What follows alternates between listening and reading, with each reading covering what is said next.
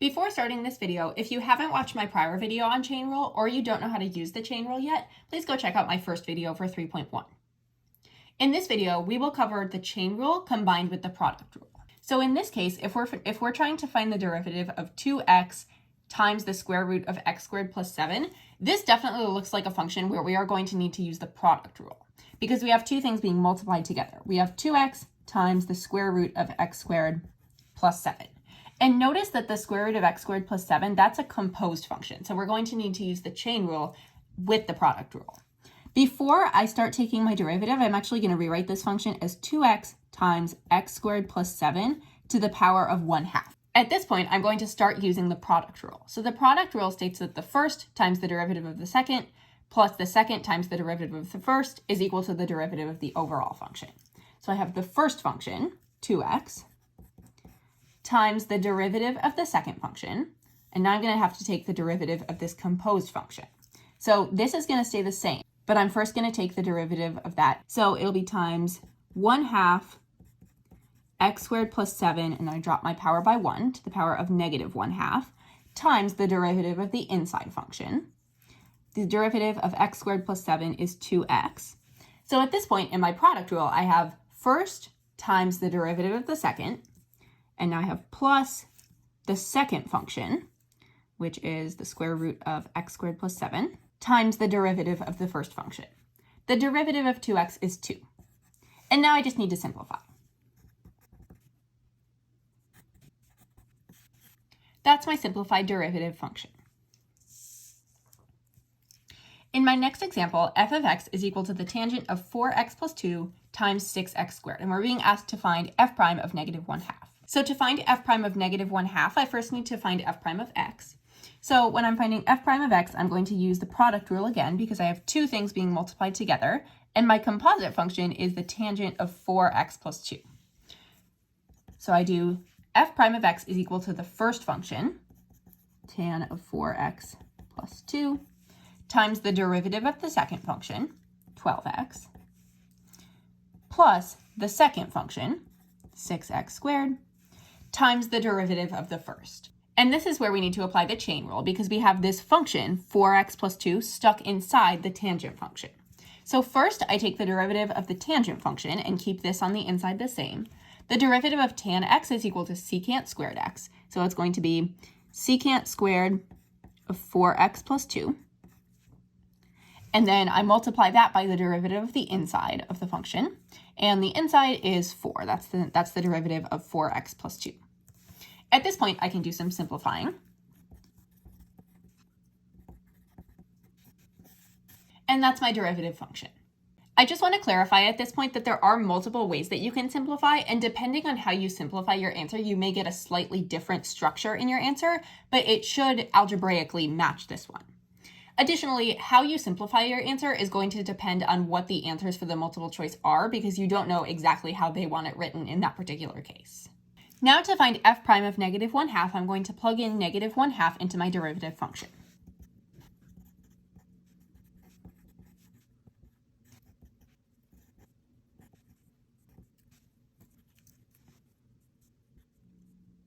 I know that the tangent of 0 is 0. So this first part is 0 times negative 6, which is 0. And secant squared of 0, I know that secant squared of 0 is the same thing as 1 over cosine squared of 0, which is the same thing as 1 over the cosine of 0 squared. The cosine of 0 is 1, so 1 over 1 squared is 1.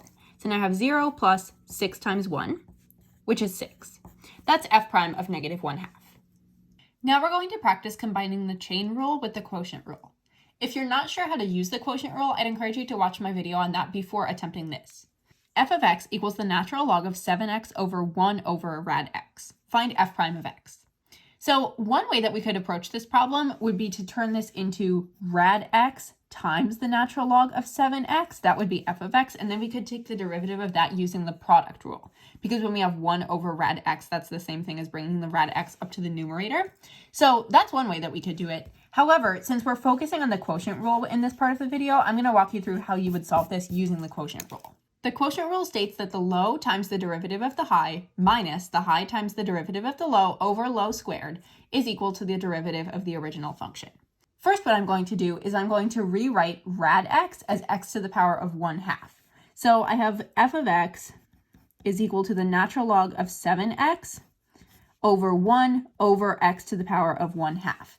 And I'm going to further prepare this for using the power rule by writing it as the natural log of 7x over x to the power of -1/2.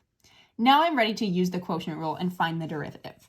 So f prime of x is equal to low d high minus high d low over low squared.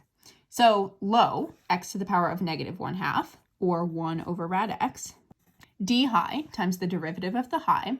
This is where we're going to apply the chain rule because we have a 7x stuck inside of the natural log function.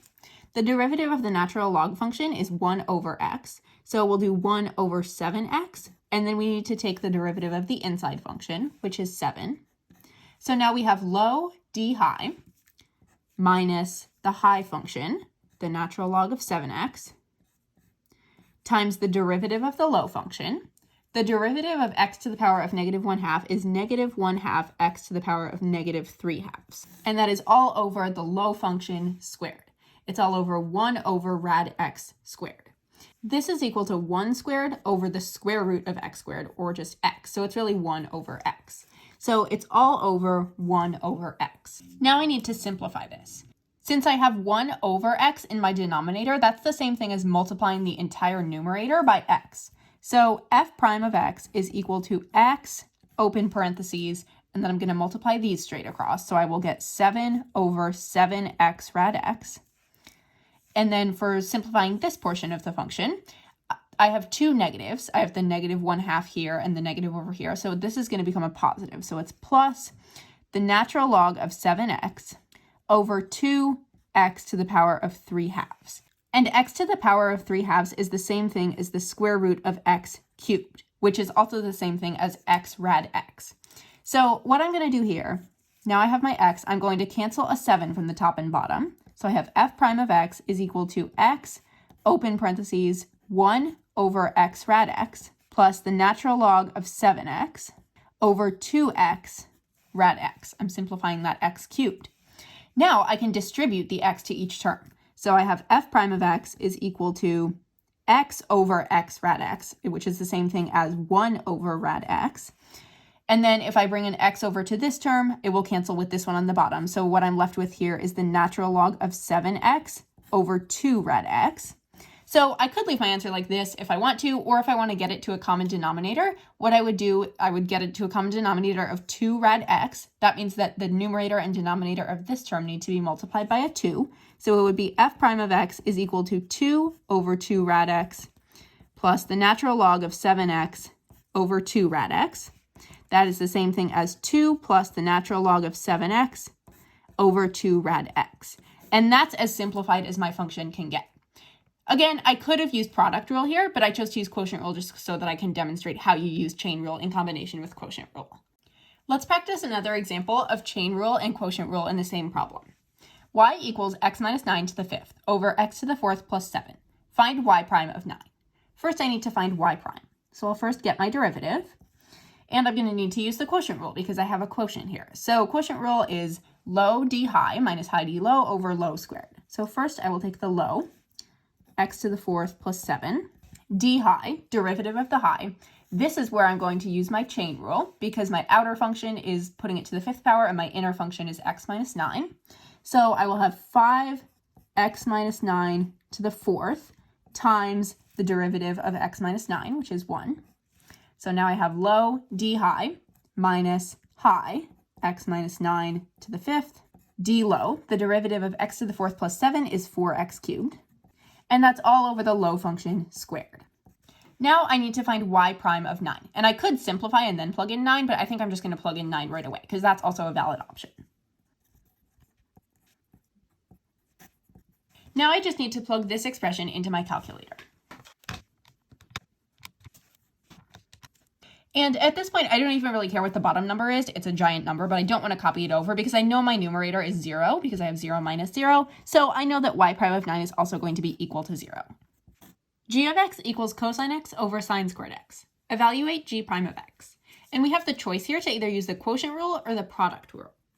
Even though the quotient rule may seem a little bit more intuitive because we have a quotient in this example, the product rule is going to be easier because the product rule is less complex. Like when we do the quotient rule, we have low d high minus high d low over low squared, and that low squared makes it really complicated, but with product rule, we have fewer things to do. So I'm going to see if I can transform this into something that we can use the product rule on. So I'm going to rewrite g of x. I'm going to write it as cosine x over sine x times 1 over sine x. Because if I multiply this out, I get cosine x over sine squared x, which is my original function. Now I can rewrite this. I know that cosine x over sine x is equal to cotangent of x. So I have cotan of x, and then I know that 1 over sine x is cosecant x. At this point, I can use the product rule. G prime of x is equal to the first, cotan x, times the derivative of the second. The derivative of the second function is negative cosecant x cotan x, plus the second, cosecant x, times the derivative of the first. The derivative of the cotangent of x is negative cosecant squared of x.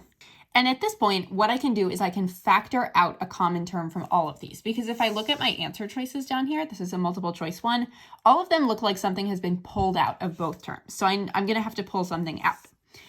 And I'm going to look for a common term in here. So here I have cotan, cosecant, cotan, and I have cosecant and cosecant. So cosecant is going to be the one that I'm going to want to pull out because that's the only one that is in both of these. It's the greatest common factor.